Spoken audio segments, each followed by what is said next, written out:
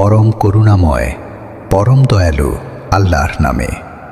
প্রতিদিন সকালে যখন তুমি ঘুম থেকে উঠো তখন মনে হয় এটা যেন তোমার জীবনের আরেকটি সাধারণ সকাল, কিন্তু আমি জানি আজকের সকাল তোমার ঘরে পাঠানো নতুন রহমতের বার্তা। তুমি কি জানো আজও আমার ফেরেশতারা তোমার দরজায় দাঁড়িয়ে আছে?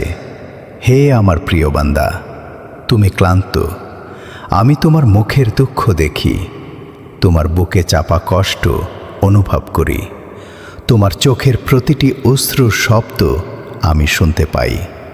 এগুলো আমার রহমতের কণ্ঠস্বর। আর হে আমার প্রিয় বান্দা, তুমি যখন রাতে ঘুমাও, আমি কি তোমার উপর আমার রহমতের আবরণ ছড়িয়ে দিই না?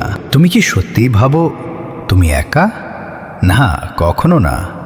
প্রতিদিন সকালে যখন অন্ধকার ধীরে ধীরে আলোয় রূপ নেয়, তখন আমি আমার সবচেয়ে পবিত্র ফেরেশতাদের বলি, যাও আমার সেই বান্দার দরজায় দাঁড়াও যে এখনও আমার রহমতের আশায় আছে।